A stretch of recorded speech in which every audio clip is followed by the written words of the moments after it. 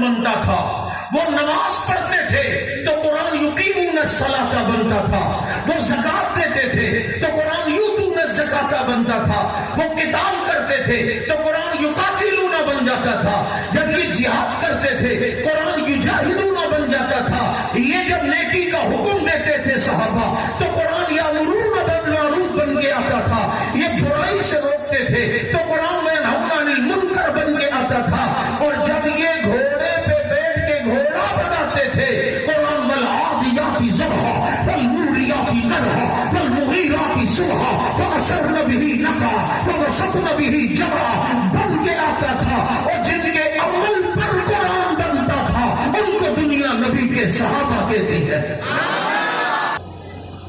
تو کیوں نہ اسلام غالب زمانے بھر کے دینوں میں، وہاں مذہب کتابوں میں، یہاں قرآن سینوں میں، اور گر شمس و قمر کوئی ہاتھوں میں اٹھا لے، پھر دولت کونین کو باہوں میں بسا لے، پھر مجھ سے کوئی پوچھے تو ان میں سے کیا لے، نالے نے محمد کو آنکھوں سے لگا لے۔ اور کتنا بلند مقام ہے پایا صدیق نے، بستر نبی کے ساتھ لگایا صدیق نے، اور دشمن دین تڑپتا ہے بڑے تیش میں ہے، دشمن دین تڑپتا ہے بڑے تیش میں ہے، اور وہاں روضہ اقدس میں عمر عیش میں ہے۔ اگر شرم و حیا پر کوئی دیوان لکھے گا، ہے مجھ کو یقین و سیرت عثمان لکھے گا، اور پھول ماریں گے نہ کلی ماریں گے، امام ماریں گے نہ ولی ماریں گے، ہو جس دل میں بغض اصحاب رسول کا، عمر کے درے سے اسے علی ماریں گے۔ اور یہ سچ ہے کہ خطرہ اغیار بہت ہے، پر کیا کریں صحابہ سے پیار بہت ہے۔ آج ان بچوں کے ختم قرآن کے سلسلے میں ان کی حوصلہ افزائی کے لیے یہ پروگرام منعقد ہوا ہے۔ ان قرآن والوں سے محبت اور تعلق انسان کی نسلوں میں قرآن والے پیدا کرتا ہے۔ ان کی عزت، ان کا احترام دنیا اور آخرت میں باعث اجر و ثواب اور برکت اور نجات ہے۔ ہمارے بدر عالم میرٹھی رحمت اللہ علیہ کی قبر ایک دو مرتبہ کھلی، ان کا جسم سلامت نکلا۔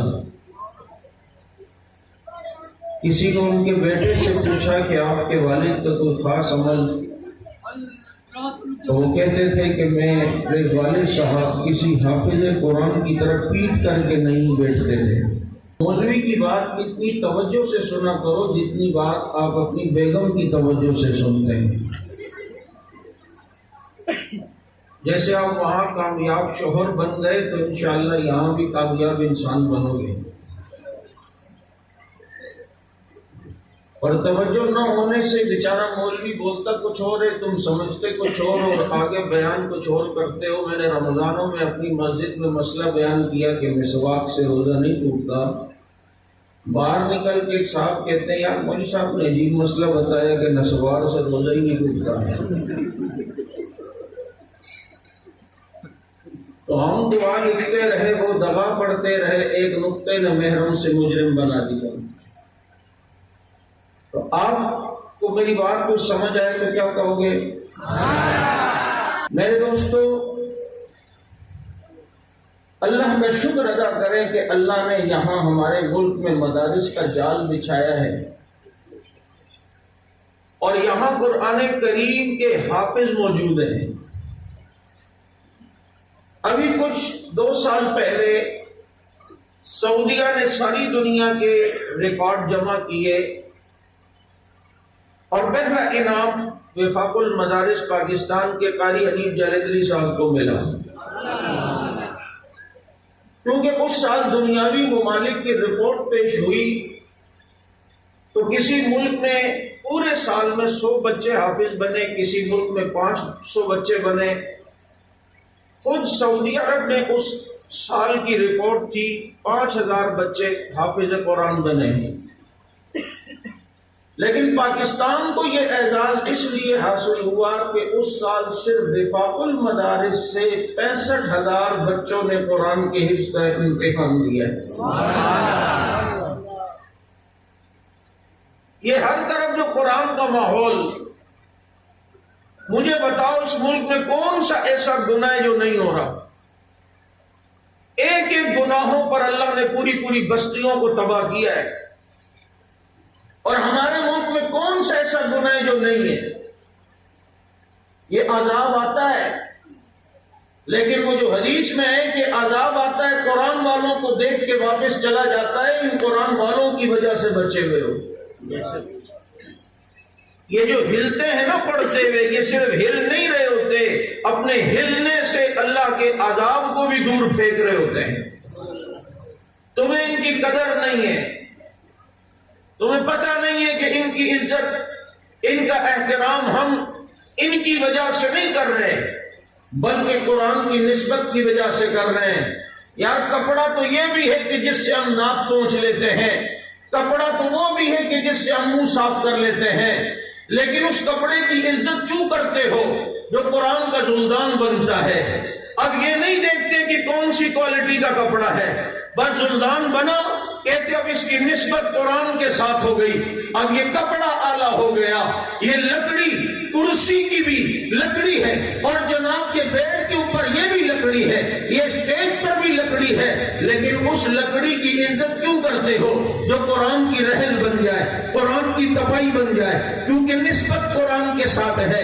اگر قرآن سے نسبت رکھ کے کپڑا اعلیٰ بنتا ہے، رحل اعلیٰ بنتی ہے، لکڑی اعلیٰ بنتی ہے، کاغذ اور گدا اعلیٰ بنتا ہے، تو جس کے سینے میں قرآن ہے پھر وہ اعلیٰ کیوں نہ بنے؟ اور پھر یہ اعلیٰ ایسا بنا کہ اللہ کے نبی نے فرمایا خیرکم من تعلم القرآن وعلمہ، تم نے سب سے بہتر اللہ نے قرآن والا بنایا ہے۔ آج آپ دیکھیں کبھی کبھی یہ عید کی نماز کی ویڈیوز آتی ہیں، چیف آف آرمی اسٹاف نے چکلالہ ایئر بیس میں عید کی نماز پڑھی، وزیر اعظم پاکستان نے وزیر اعظم ہاؤس میں پڑھی، بلوچستان کے وزیر اعلیٰ نے وزیر اعلیٰ ہاؤس میں پڑھی، پنجاب کے وزیر اعلیٰ نے فلاں گراؤنڈ میں عید کی نماز پڑھی، سندھ کے وزیر اعلیٰ نے نہیں، وہ پڑھتا ہی نہیں ہے، خیبر پختونخوا کے وزیر اعلیٰ نے وہاں پڑھی۔ یہ سارے آپ ویڈیو دیکھتے ہو، لیکن کبھی اس میں ایک چیز دیکھیے کہ اللہ نے قرآن والے کو کتنا اعلیٰ بنایا کہ چیف آف آرمی اسٹاف پیچھے ہے، یہ قرآن والا آگے ہے، وزیر پیچھے ہے، قرآن والا آگے ہے، مشیر پیچھے ہے، قرآن والا آگے ہے۔ جب تک یہ رکوع نہ کرے 10 لاکھ پر آرڈر چلانے والا چیف آف آرمی اسٹاف رکوع کر نہیں سکتا، جب تک یہ سر نہ اٹھائے رکوع سے وزیر اعظم سر اٹھا نہیں سکتا، جب تک یہ سلام نہ پھیرے گورنر مشیر سلام پھیر نہیں سکتے، اور چیف پیچھے، وزیر پیچھے، مشیر پیچھے، صدر پیچھے، یہ داڑھی ٹوپی والا قرآن والا آگے۔ رب نے بتا دیا کہ خیرکم من تعلم القرآن وعلمہ، تم میں سب سے بہتر اللہ نے قرآن والا بنایا ہے۔ یہ آج اتنی بڑی بڑی باتیں جو ان سے کون آگے کھڑے ہو کے نماز پڑھاؤ؟ حال تو یہ ہے کہ ایک صاحب کئی جنازے کی نماز میں شریک ہو گئے، امام نے اللہ اکبر کا، اس نے بھی، دوسرے اللہ اکبر میں حضرت رکوع میں، تیسرے اللہ اکبر میں سجدے میں۔ باتیں اتنی بڑی بڑی اور دین کے بارے میں کچھ معلومات ہی نہیں۔ اللہ ہمارے ملک پر رحم کرے۔ ہم پر جو مسلط ہیں انہیں کچھ نہیں پتا دین کیا ہے، یہ اپنی عوام پر کیا رحم کریں گے؟ یہ کیا کسی پر ترس کھائیں گے؟ انہوں نے تو اس کی سیرت نہیں پڑھی جس نے حکومت کا گر سکھاتے ہوئے کہا تھا کہ فرات کے کنارے کتا بھی بھوک سے مرے تو پوچھ عمر سے ہوگی. جسے یہ راز نہیں پتا انہیں کیا پتا کیا ہے کیا نہیں ہے. تم اپنے اسکولوں میں دیکھو اب ناچ گانے کا الگ پیریڈ شروع کر دیا ہے. ناچ گانے کا الگ میراثی بنایا جا رہا ہے اب. اور قرآن اس سے دوری. اور تم سمجھتے ہو یہ قرآن ہماری ترقی میں رکاوٹ ہے؟ یہ قرآن والے ہماری ترقی میں رکاوٹ ہے؟ یہ بردگان کون ہے؟ یہ قرآن والا ہے. یہ جب مدرسے جاتا تھا یہ کہتا ہے کہ بڑھیا مجھے دیکھ کے ہنستی تھی اور کہتی تھی بیٹا قاعدہ پکڑ کے تو وہاں جا رہا ہے. دنیا کہاں سے کا ترقی کر رہی ہے؟ تیرے ماں باپ تجھے کس طرف بھیج رہے ہیں؟ کاش آج وہ بڑھیا ہوتی تو دیکھ لیتی کہ ہاتھ میں سپارہ پکڑ کے جانے والا آج ترکی کا کامیاب صدر ہے کہ جس نے دنیا کو حیران کر دیا ہے. تمہیں کیا پتا اس قرآن میں، اس کے نظام میں، اس پر عمل کرنے میں اللہ نے برکت کتنی رکھی ہے. تمہارے پڑوسی ملک کے اندر بھی تو قرآن والوں کی حکومت ہے نا، کہ جن کو مٹانے کے لیے 48 ملک آئے تھے، لیکن یہ قرآن کی دولت کو سینے میں بٹھا کر ان 48 ملکوں سے ٹکرائے تو چشم فلک نے وہ منظر دیکھا کہ وائٹ پگڑی نے پھر وائٹ ہاؤس کو جھکا کے دکھایا، پھر وائٹ پگڑی نے وائٹ ہاؤس کو زیر لگی کر کے دکھایا. آج جب ان کے ہاتھ میں نظام حکومت آیا ہے تو آپ دیکھ لو پاکستان میں ڈالر کی کیا قیمت ہے، ان کے ہاں ڈالر کی کیا قیمت ہے، یہاں امن کی کیا صورتحال ہے اور وہاں امن کتنا ہو گیا ہے. اللہ نے ایسی برکتیں دی ہیں. ابھی پچھلی مہینے ان قرآن والوں نے 17 کنویں کھودے، اللہ نے ہر کنویں کو بھرے ہوئے تیل سے بھر دیا. تیل کی دولت. جنہیں تم کہتے نہیں ملا یہ ان کو کیا پتا حکومت کیسے چلتی ہے؟ تمہیں کیا پتا کیسے چلتی ہے؟ حکومت چلانے کے گر تو قرآن و سنت بتاتی ہے. کیوں کہ وہاں کے قرآن والے آئے ہیں نا.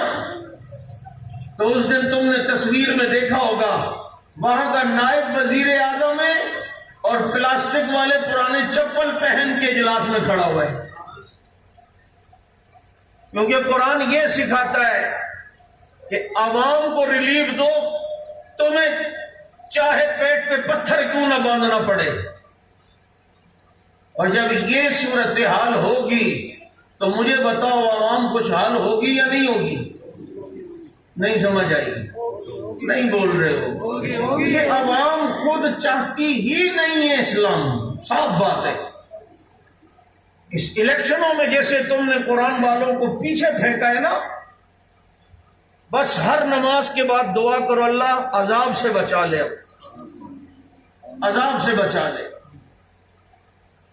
تم نے جیسے لا يلدغ المرء من جحر واحد مرتين، مومن ایک سوراخ سے 2 دفعہ تو نہیں ڈسا جاتا، تم کئی بار ڈسے گئے. پھر بھی تم نے کنہیں منتخب کیا میں اس طرف نہیں جاتا. لیکن میں اتنا بتا رہا ہوں کہ قرآن والوں کو آگے کیوں نہیں کیا؟ قرآن آگے ہونے کے لیے تھا. ہم خود یہ نظام چاہتے ہیں جس میں عدالتوں کے ہم 10 سال چکر لگائیں اور 10 سال بعد عدالت کے آپ کو باعزت بری کیا جاتا ہے. تو یہ 10 سال جو انسان نے رگڑے کھائے یہ 10 سال کون دے گا؟ جج کا باپ دے گا؟ یہاں چور کو پتا ہے میں پکڑا گیا، نو ٹینشن، 1 مہینے میں ضمانت ہو جائے گی. لیکن یہ چور ذرا افغانستان میں چوری کر کے دکھائے نا، اسے پتا ہے کٹے ہوئے ہاتھ لے کر دنیا میں پھروں گا. اب جس کو یہ ڈر ہوگا بتاؤ آئندہ وہ چوری کرے گا؟ یہ ہے نظام قرآن کی برکت. یہ ہے قرآن کے نظام کی برکت کہ جس زانی کو پتا ہو میں پکڑا گیا اور شادی شدہ ہوں تو مجھے رجم کر کے پتھر مارے جائیں گے، یہ گناہ کر کے کسی کی عزت خراب کرنے کی کوشش کرے گا؟ یہ نظام تو وہ نظام ہے، آج آپ کے یہاں تو سردار ہے کوئی بڑا ہے، وہ غریب کو چاہے جو کچھ کرے۔ حضرت عمر کا دور ہے، ایک سردار طواف کر رہا ہے، اس کی چادر لٹک رہی ہے، پیچھے ایک غریب کا پاؤں اس کی چادر پہ آ گیا تو اس کو جھٹکا لگا، اس سردار نے اس غریب کو تھپڑ مارا، فوراً عدالت پہنچا، حضرت عمر نے بلایا، فرمایا تھپڑ تجھے بھی کھانا پڑے گا، چاہے تو سردار کیوں نہ ہو، تجھے حق کس نے دیا ہے کہ تو کسی پر ہاتھ اٹھا؟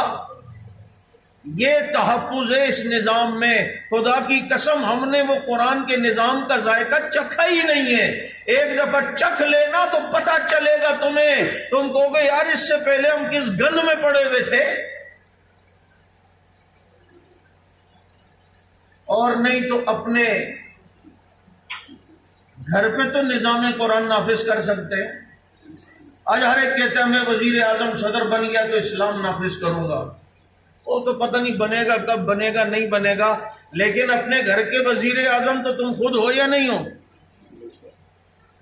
قاری صاحب کی آواز آئی، بے شک، اس کا مطلب باقی سارے ہی میں سمجھ گیا، تمہاری وزیر اعظم کی لگتا کوئی اور ہی ہے۔ اگر تم گھر کے وزیر ہوتے نا کہتے ہاں ہاں بالکل ہم ہیں، ابے دکھلاوے کے لیے اپنی عزت بچانے کے لیے بول دیتے۔ گھر کے وزیر اعظم تو ہو نا، جھوٹ سے ہی بول دو کوئی نہیں۔ تو پاکستان بھی ایک حدود کا نام ہے، گھر بھی ایک حدود کا نام ہے، اپنے گھر پر تو کم از کم اسلام نافذ کریں، اپنے گھر پر تو دین نافذ کریں۔ ہمارے یہاں شادی ہے تو رسم و رواج، اور آج کل تو میتوں میں رسم و رواج تو تھے، شادیوں میں قرآن و سنت کی تعلیم چھوڑ دی، دلہن کو رخصت کرتے ہوئے سر کے اوپر، یہ قرآن کے سائے میں رخصت کرنا چاہیے۔ اب قرآن کے سائے کا یہ مطلب نہیں تھا کہ قرآن اوپر رکھو اور نیچے سے دلہن، قرآن کے سائے میں رخصت کا مطلب تھا قرآن کی تعلیم کے سائے میں رخصت کر۔ یہ تو ایسے ہی ہو گیا، باپ نے بیٹے سے کہا میرا نام روشن کرنا، شام کو باپ آیا تو دیکھا اوپر بلب میں نیچے ابا کے نام کی تختی لگا رہا ہے، کہا یہ کیا؟ کہا بھی بلب جلاؤں آپ کا نام روشن ہو جائے گا نا۔ آپ نے کہا تھا نام روشن کرنا، یعنی ادھر بتایا کچھ جاتا ہے اور سمجھا کچھ جاتا ہے۔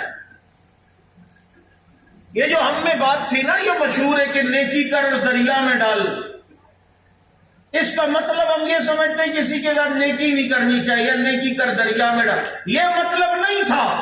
یہ بڑوں نے یہ کہاوت محاورہ اس لیے مشروع کیا تھا کہ جیسے دریا میں ایک چیز ڈال کر واپس ملنے کی امید نہیں ہوتی، کسی کے ساتھ نیکی کر اس کے بعد اس سے بدلے کی امید نہ رکھ، خالص اللہ کے لیے یہ نیکی کر، یہ مطلب تھا۔ اور ہم نے مطلب کچھ اور لے لیا۔ آج شادیوں میں دیکھو کیا کچھ ہو رہا ہے، قرآن دور ہو گیا ہم سے، اتنی بغیرتی بے حیائی۔ آج کل تو انٹری کے نام پر شوہر اور بیوی ایک ساتھ ہال میں آتے ہیں، پھر ایک دوسرے پہ گرتے ہیں، پھر یوں گھومتے ہیں، ویڈیو۔ ابے شوہر بعد میں اس کا مطالعہ کرتا ہے، مووی والا پہلے دلہن کو ہر طرح حاشیہ بھی پڑھتا ہے، بین السطور بھی پڑھتا ہے، اور اس میں باپ کی غیرت، بھائی کی غیرت کہاں چلی جاتی ہے؟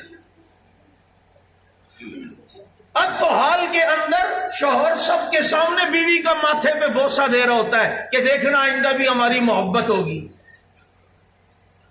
کسی وقت تو اتنی حیا تھی کہ مرد کسی چارپائی پہ بیٹھے، اس کی بیوی اس کے ساتھ اس چارپائی پہ بھی نہیں بیٹھتی تھی ساس سسر کے سامنے، یہ حیا اتنی تھی۔ لیکن آج ہمارے یہاں چلا گیا دین، ہم نے خود اپنے گھروں سے رخصت کیا ہے۔ واپس لے آؤ اس قرآن کے نظام کو، اب بھی واپس لے آؤ اس قرآن کی تعلیم کو، اب بھی واپس لے آؤ، ان قرآن والوں سے محبت کرو۔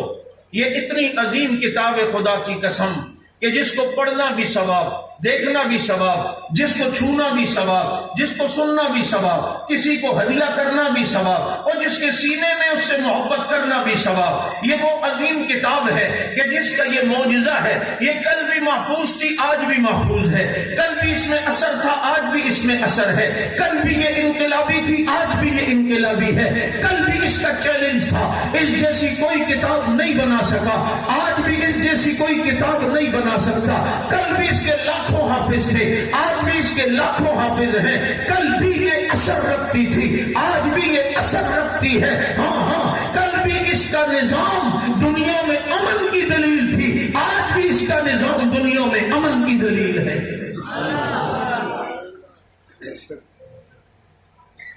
خود اگر حافظ نہیں ہو، عالم نہیں ہو، ان قرآن والوں کی عزت کرو، اللہ تمہاری اولاد میں قرآن والا پیدا کرے گا۔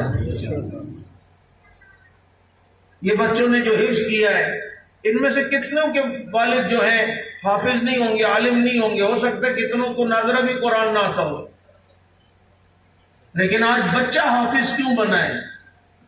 کیونکہ ان کا باپ، ان کے والدین قرآن والوں کی قدر کرتے تھے، اللہ نے اس کی برکت سے انہیں قرآن والا بنایا، اور قرآن والوں کی ناقدری انسان سے قرآن کی نعمت چھین لیتی ہے۔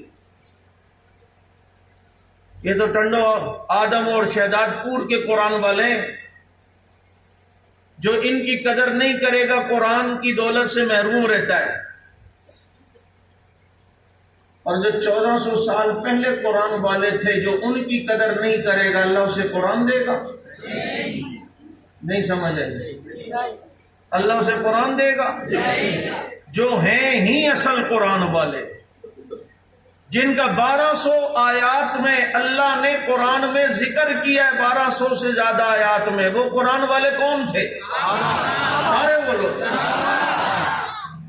جو ان قرآن والوں کی قدر نہ کرے تو قرآن کی نعمت سے ڈرے کہ محروم رہے گا، اور جو ان قرآن والوں کی قدر نہ کرے، اب ان قرآن والوں نے تو وہ قرآن اپنے قاری سے پڑھا ہے، انہوں نے تو قرآن خود صاحب قرآن سے پڑھا تھا، انہوں نے تو قرآن الماریوں سے اترتے دیکھا ہے، انہوں نے قرآن آسمانوں سے اترتے دیکھا تھا، یہ قرآن کو پڑھتے ہیں، ان کا عمل قرآن بنتا تھا، وہ نماز پڑھتے تھے تو قرآن یقیمون الصلاۃ بنتا تھا، وہ زکات دیتے تھے تو قرآن یؤتون الزکاۃ بنتا تھا، وہ قتال کرتے تھے تو قرآن یقاتلون بن جاتا تھا، جب یہ جہاد کرتے تھے قرآن یجاہدون بن جاتا تھا، یہ جب نیکی کا حکم دیتے تھے صحابہ تو قرآن یامرون بالمعروف بن کے آتا تھا، یہ برائی سے روکتے تھے تو قرآن ینہون عن المنکر بن کے آتا تھا، اور جب یہ گھوڑے پہ بیٹھ کے گھوڑا بناتے تھے قرآن والعادیات ضبحا والموریات قدحا والمغیرات صبحا وأثرن به نقعا ووسطن به جمعا بن کے آتا تھا، اور جن کے عمل پر قرآن بنتا تھا ان کو دنیا نبی کے صحابہ کہتی ہے۔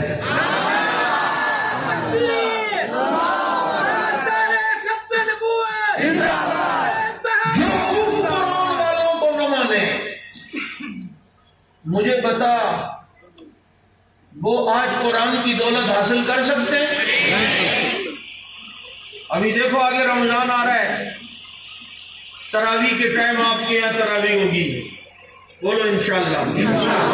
جو پڑھے گا وہ بولے انشاءاللہ۔ کتنی رکعت پڑھو گے روز؟ بولو۔ ایک رکعت بھی اس میں کم نہیں ہونی چاہیے، کیونکہ تراویح ترویحہ کی جمع ہے، اور ترویحہ کہتے ہیں ہر 4 رکعت کے بعد بیٹھنے کو، اور عربی میں جمع اور واحد جمع نہیں ہوتی، واحد تثنیہ اور جمع ہوتی ہے۔ جب آپ 4 کے بعد بیٹھے تو آپ نے ترویحہ کیا، 8 کے بعد بیٹھے تو ترویحتین کیا، ابھی تک تراویح شروع نہیں ہوئی ہے۔ جب تیسری مرتبہ 4 کے بعد بیٹھو گے اب تراویح کا اطلاق خود شروع ہو جائے گا۔ بابو سمجھ آ رہی ہے بات یا نہیں آ رہی؟ تو ترویحتین نہیں ہے ہمارے یہاں، تراویح ہے۔ کیا ہے؟ تراویح ہے۔ ناراض نہ ہونا. یہ تراویح کے ٹائم تم دیکھ لینا, ذرا وہاں بھی چلے جانا جن کے دل میں قرآن والوں کی صحابہ کی قدر نہیں ہے, ذرا دیکھ لینا اس ٹائم تراویح کے وقت اس کے یہاں کیا ہو رہا ہے. تراویح ہو رہی ہے کہ کیا پتہ ہو رہی ہو نہیں. آپ اس کی عبادت خانے میں جائیں گے تو عبادت خانے میں باہر تالا ہوگا, کسی سوراخ میں جھانک کے دیکھے گا تو اندر کوئی کالا ہوگا, لیکن تراویح نہیں ہوگی. یہ تو اللہ نے ان کو دیا ہے جن کے دل میں صدیق ہے. دیکھو نا, میرے نبی جب غار میں گئے تھے سور میں, تو غار میں پہلے کون گیا تھا؟ بولو. پہلے ابو بکر صدیق گئے, غار کی صفائی کر کے نبی کو بلایا, پھر نبی آئے تو پیچھے سے قرآن بھی آ گیا. ثانی اثنین اذ ہما فی الغار اذ یقول لصاحبہ لا تحزن ان اللہ معنا. یہ میرا اور تیرا دل بھی غار کی طرح ہے. اس دل کے غار میں پہلے صدیق آئے گا تو نبی آئیں گے. جب نبی آئیں گے تو قرآن آ کر تو حافظ قرآن بن سکتا ہے, لیکن دل کے غار میں صدیق نہیں آتا, وہاں خدا کا حبیب نہیں آتا, اور جہاں خدا کا حبیب نہیں آتا وہاں قرآن مجید بھی نہیں آتا. بے شک ہے جو دل عشق صحابہ کرام سے خالی ہے, وہی دل حفظ قرآن سے خالی ہے. یہ بھرمار لگی الحمدہ حافظوں کی. 90 لاکھ حافظ قرآن پاکستان میں اس وقت, تقریباً 90 لاکھ.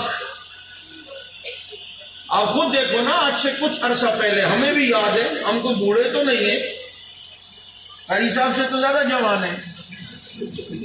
بے شک وہ الگ بات ہے کہ ماشاءاللہ بچے ان کے زیادہ ہیں, لیکن جوان تو ہم بھی ہیں.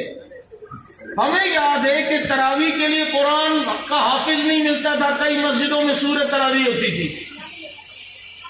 اور اب دیکھو ماشاءاللہ, مسجد کی 4 چھتیں تو چاروں چھتوں پہ تراویح, مدرسوں میں تراویح, روڈوں پہ تراویح, پارکوں میں تراویح, گلیوں میں تراویح, اسکولوں میں تراویح, گھروں میں تراویح, کناتے لگا کر گلیوں میں تراویح. ہم نے ایک دفعہ جہاز میں تراویح پڑھی, جہاز میں تراویح, پانی کے چلتے ہوئے جہاز میں, ہر جگہ دیکھو تراویح تراویح تراویح. آپ یقین کرو, میں نے ایک جگہ دیکھا باڑے میں بھی تراویح, لیکن بھینسوں کے. بتا دوں کہیں غلط فہمی میں مبتلا نہ ہو جاؤ, بھینسوں کا تھا تراویح کے دنوں میں. وہ کناتے اسی طرح دونوں سائڈ لگی تھی, میں بیان کر رہا ہوں, ایک دم ادھر سے بھینس کی بھاں کی آواز آئی. میں کہا یہ کیا ہے؟ کہتا ہمارا باڑا ہے, ہم نے برکت کے لیے تراویح رکھی تھی. میں کہا اچھا, جب ہی یہ خوش ہے کہ اللہ تیرا شکر ہے تو نے رنگ کا کالا بنایا, دل کا کالا نہیں بنایا, ورنہ تراویح ہمیں بھی نہیں ملتی. یہ دل دکھتا ہے. یہ قرآن والوں سے عقیدت رکھ. تمہیں پتہ ہے ہمارے استاد مفتی ظفر علی خان صاحب رحمۃ اللہ علیہ کا واقعہ سناتے تھے. یہ محمود غزنوی رحمۃ اللہ علیہ کتنے بڑے فاتح گزرے ہندوستان پر, جنہوں نے 17 حملے کیے. سالوں بعد زلزلہ غزنی کے زلزلے میں ان کی قبر بیٹھی, اس حکمران کا جسم صحیح سلامت تھا. ایک دن رات کو بے چین, نیند نہیں آ رہی, پریشان, اٹھا, باہر آیا, اپنے دربانوں سے کہا لگتا ہے کہیں ظلم ہو رہا ہے, کوئی بھی آئے فریاد لے کر, میں سو رہا ہوں, بیٹھا ہوں, مجھے آگے فوراً بتاؤ, میں بے چین ہوں آج. اللہ ہمیں بھی ایسے دے دے جن کو ایسی بے چینی ہو. ادھر تو جب تک ظلم نہ ہو کھانے کے بعد انہیں ڈکار بھی نہیں آتا. محمود غزنوی رات کے کسی بیت دربان نے کہا, کوئی غریب سا دیہاتی آدمی آیا, ملے, اس سے کہا کیا؟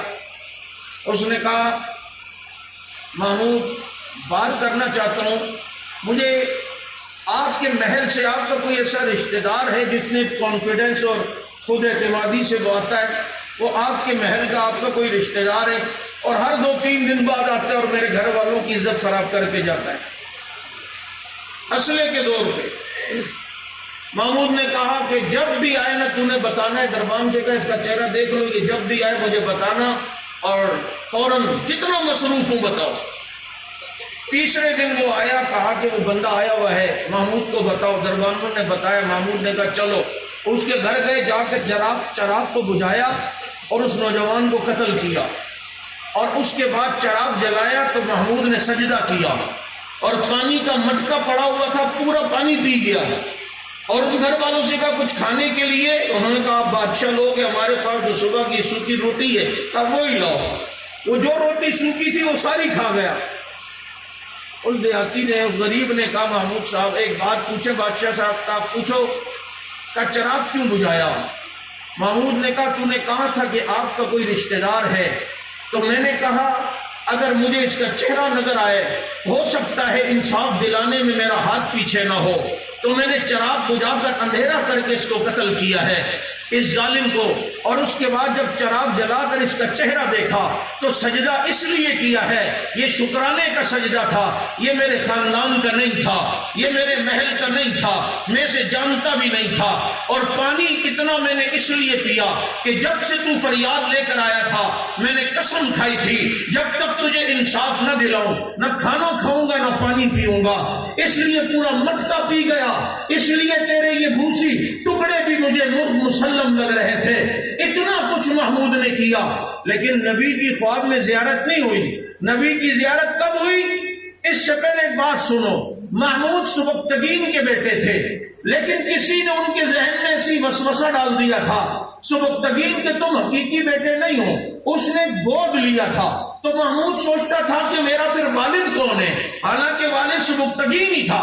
اب محمود کے ذہن میں ایک اشکال یہ آتا تھا، یہ جو العلماء ورثۃ الانبیاء، یہ حدیث مشہور ہے کہ علماء انبیاء کے وارث ہیں۔ محمود کہتا تھا یار علاقے ہم فتح کرتے ہیں اور وارث یہ علماء کیوں ہیں؟ لگتا ہے یہ حدیث مولویوں نے خود نہ بنائی ہو۔ یہ دوسرا اشکال۔ تیسرا اشکال محمود کے ذہن میں یہ آتا تھا کہ پتہ نہیں میری بخشش ہے یا نہیں، پتہ نہیں میری مغفرت ہے یا نہیں۔ یہ تین اشکال اس کے ذہن میں کہ میں سبکتگین کا بیٹا ہوں یا نہیں، میری بخشش ہے یا نہیں، علماء انبیاء کے وارث ہیں یا نہیں۔ اب یہ اشکال تھے۔ محمود رات کو اپنے ساتھیوں کے ساتھ گشت پہ نکلا تو دیکھا ایک مدرسے کا طالب علم جو کسی کباب بیچنے والے کے چولہے کی روشنی میں کتاب کی ایک لائن پڑھتا اور دور جا کے پھر اسے رٹا لگاتا، پھر اگلی لائن کے لیے آتا، پھر دور جاتا۔ محمود نے تاڑ لیا، بلایا، بیٹا یہ کیا؟ کبھی وہاں کبھی یہاں۔ اس نے کہا غریب ہوں، پیسے ہیں نہیں کہ چراغ جلاؤ، تیل کے پیسے نہیں، مدرسے کا طالب علم ہوں اور زیادہ دیر یہ کھڑا بھی نہیں ہونے دیتا، اس لیے میں صرف ایک لائن دیکھتا ہوں اس کی آنکھ کی روشنی میں اور دور جا کے اسے یاد کرتا ہوں، پھر اگلی لائن دیکھنے کے لیے اس کے چولہے کی آنکھ کی روشنی میں آتا ہوں۔ محمود نے اپنی شاہی مشعل اسے دے دی۔ بتاؤ جس کے پاس چراغ نہ ہو اسے بادشاہ کی شاہی مشعل مل جائے، وہ کتنا خوش ہوگا۔ یہ طالب علم خوش ہو کے چلا گیا۔ اس رات محمود سوئے، اللہ کے نبی کی زیارت ہو گئی اور نبی نے فرمایا اے سبکتگین کے بیٹے، تو نے جو وارث انبیاء کی خدمت کی ہے اس کے صلے میں اللہ نے تجھے بخش دیا ہے۔ تینوں سوالوں کے جواب بھی اور نبی کی زیارت بھی، کیونکہ ان کی قدر ہم ان کی وجہ سے نہیں کر رہے۔ کوئی مولوی قاری معصوم نہیں ہے، ہم معصوم نہیں ہیں، لیکن تم یہ تو نہیں دیکھتے ہو کہ زلدان کا کپڑا کون سی کوالٹی کا ہے، کہتے ہو یار نسبت قرآن کے ساتھ ہے، بس اب یہ میرے لیے معزز ہے، یہ میرے لیے مکرم ہے۔ آؤ میرے دوستو، اس قرآن سے دل لگاؤ، اس قرآن سے محبت کرو، اسے صبح شام پڑھو۔ جو آدمی دنیا میں قرآن پڑھتا ہے اللہ قیامت میں اسے اپنی آواز میں قرآن سنائے گا۔ یہ ایسی کتاب ہے 4000 علوم اس میں۔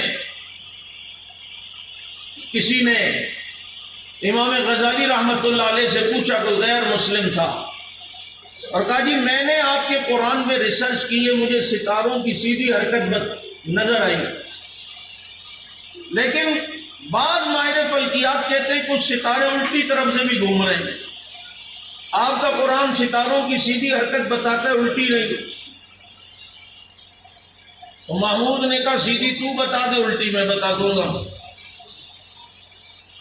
اس نے کہا آپ کی قرآن میں کل فی فلک یسبحون، یہ سب اپنے مدار میں گھوم رہے ہیں۔ اب امام غزالی تو امام غزالی تھے، ایک غیر مسلم آیا نا ان کے پاس، وہ کہتا ہے میں نے آپ کے قرآن میں ریسرچ کی ہے، اس کے مطابق آپ مسلمانوں کا وضو قرآن کے مطابق نہیں ہے۔ ان کا کیسے؟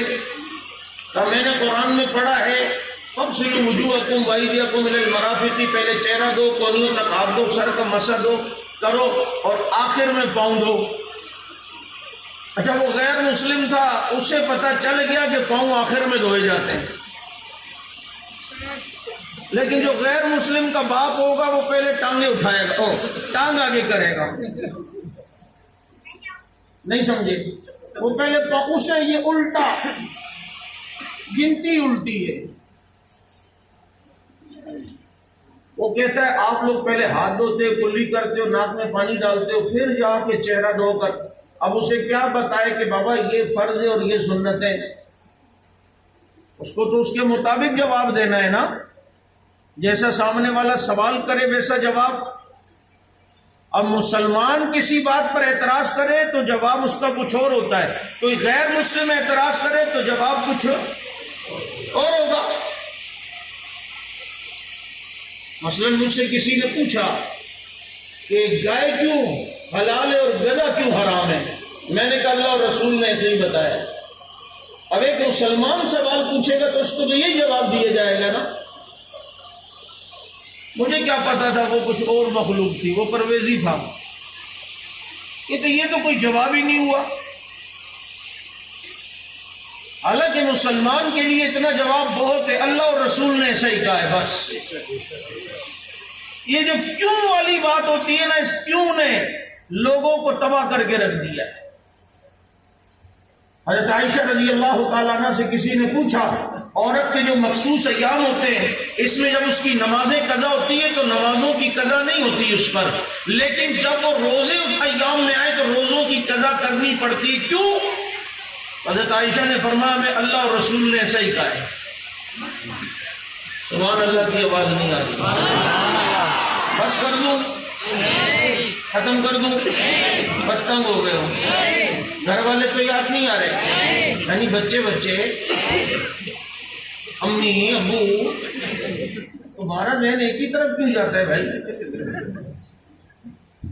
یا بس کر دوں؟ بس چلے بس 5 منٹ میں کوشش کرتا ہوں ختم کروں، 3 منٹ میں، بس یہ بول بھی 2-4 ہی رہے۔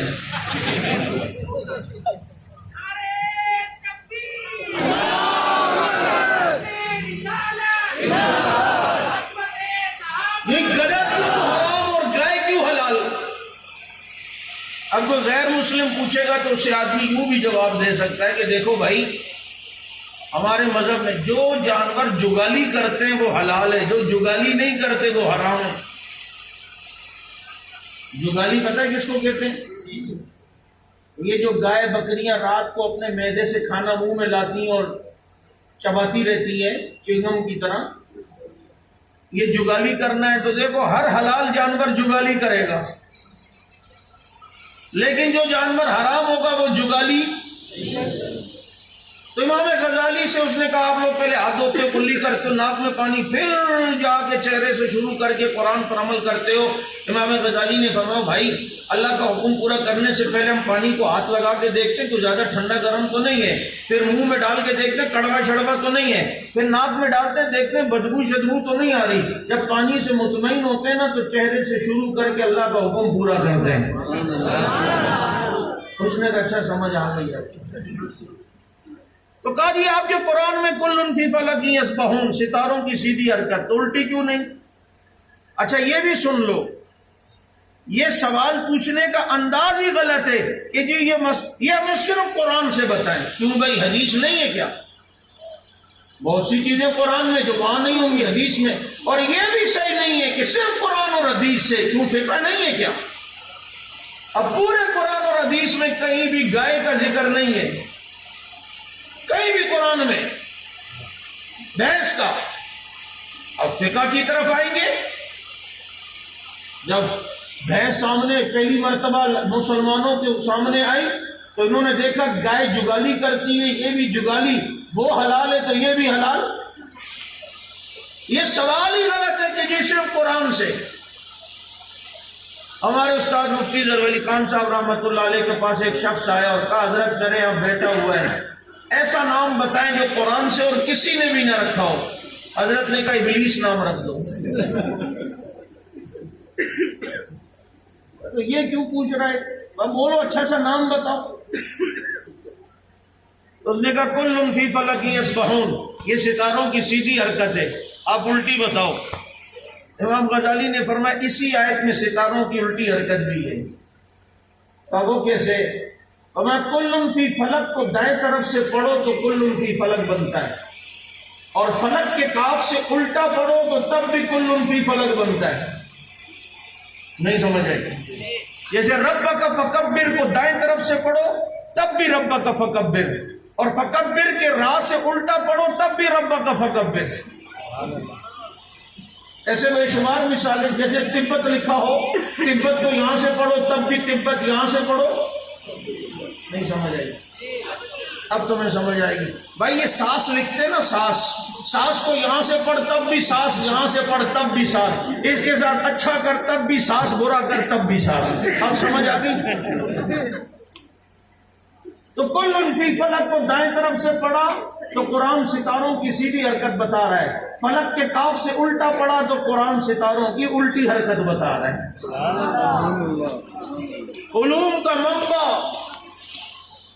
ایسی کتاب جو نسبتیں رکھتی ہے.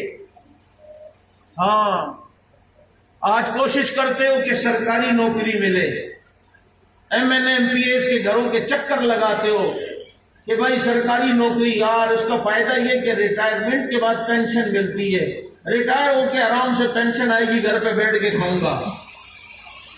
بابا زندگی سے بھی ریٹائر ہونا ہے یا نہیں؟ یہ حافظ بچے تمہاری نیکیوں کی پینشن ہے.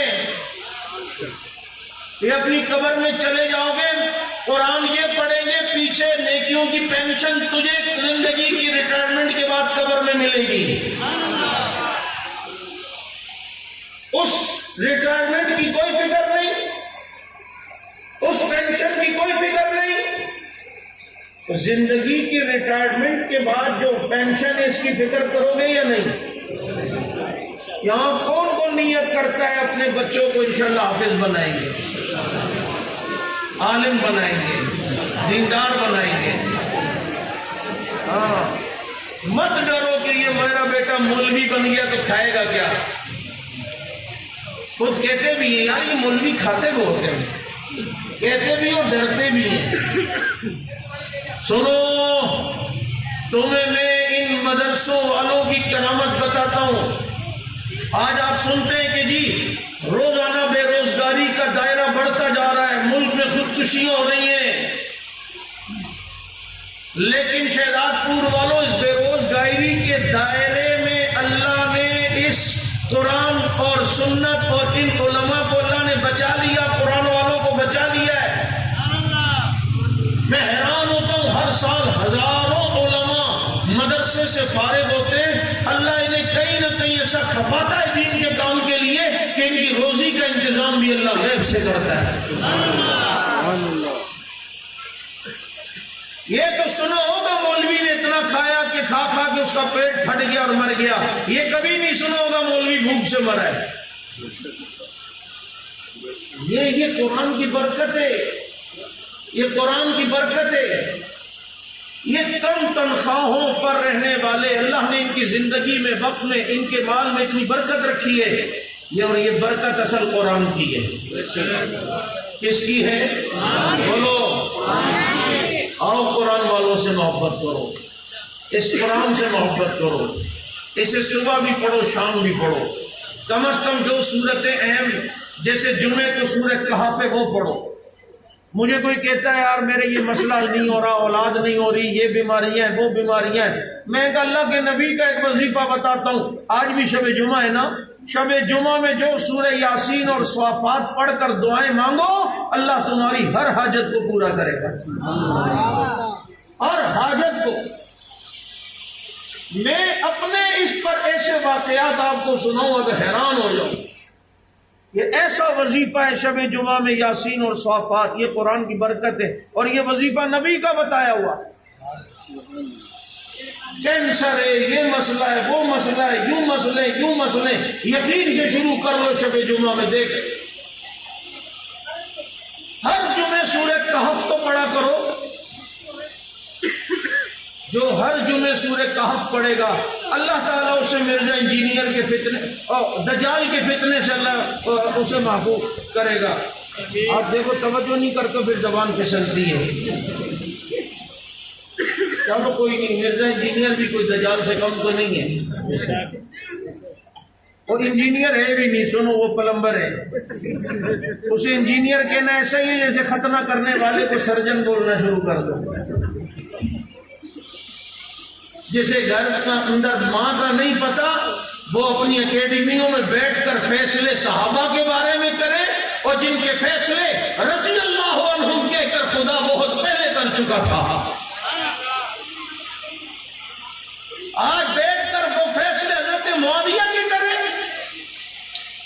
جن کو نبی پہلے بشارت دے چکے تھے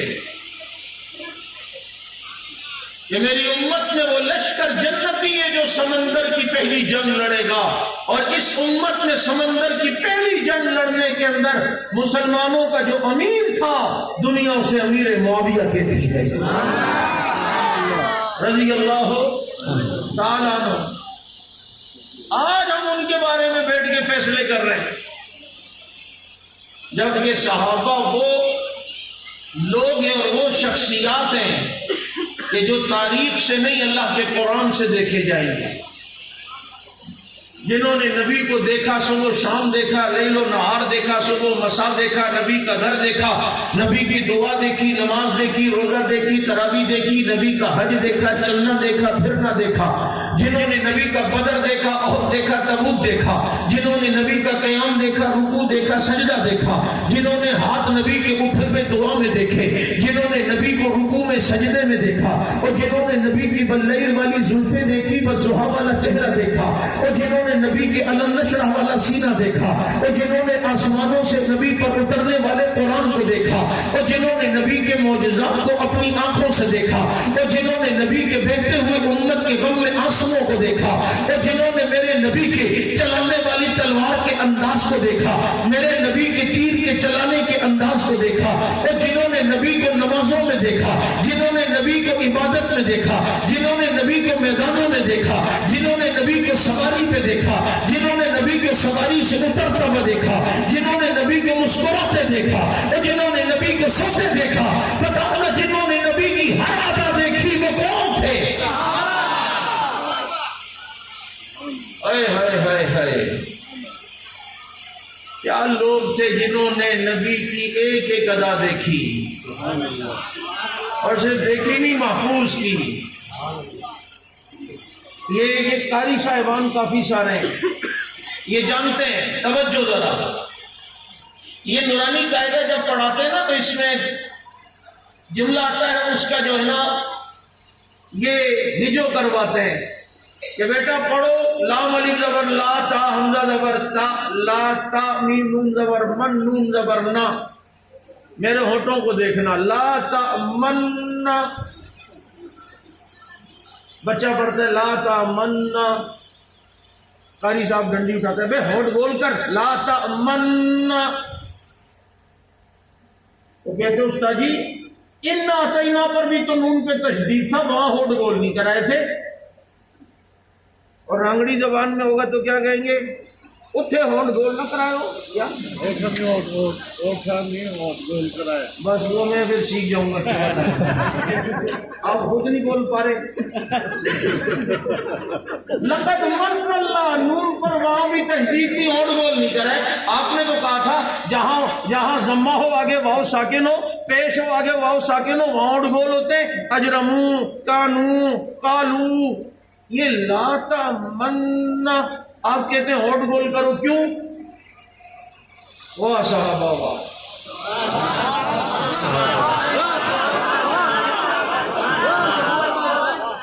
آپ کہیں گے یہ کیا؟ ادھر واہ صحابہ واہ کیا آ گیا؟ قاری صاحب کہتے ہیں بیٹا پوچھتے استاد لاتا مننا ہونٹ گول کرا رہے ہیں اصول کیا ہے قاعدہ کیا ہے؟ استاد کہتے ہیں قاعدہ اصول کچھ نہیں. آج سے 1400 سال پہلے ہمارے نبی نے لاتا مننا پڑھا, نبی کے ہونٹ مبارک گول ہوئے, صحابہ نے اتنی ادا بھی محفوظ کر کے شہزاد پور والوں تک پہنچا دی ہے. کیا سسی پنو کی محبت کی مثالیں دیتے ہو, کیا ہی رانجھے کی محبت کے تذکرے کرتے ہو, کیا لیلا مجنوں کی محبت کی مثالیں دیتے ہو. خدا کی قسم جو محبت نبی کے صحابہ نے نبی سے کی ہے اس کی مثال چشمے فلک دیکھ نہیں سکتی ہے. اور جو انگاروں پہ لٹ گئے, جو دریاؤں میں ٹوٹ پڑے, اور جو تلواروں کے سامنے آ گئے, جو دلوں کی بارش میں آ گئے, نبی کو زخم نہیں لگنے دیا, اس سے بڑی محبت کوئی دکھا نہیں سکتا ہے. شان صحابہ, شان صحابہ. آج جو ان سے محبت کرے گا اللہ اسے قرآن کی دولت دے گا. تو قرآن پڑھو گے, گھر والوں کو بھی پڑھاؤ گے, اور اس پر عمل بھی کرو گے, ان مدارس سے محبت کرو گے, تعلق رکھو گے. آؤ اس قرآن کریم کی حفاظت میں اپنے بچوں کو شامل کر کے اس قرآن کی حفاظت کرنے والے فوجوں میں ان کا نام بھی شامل کرواؤ. اللہ مجھے اور آپ کو عمل کی توفیق عطا فرمائے.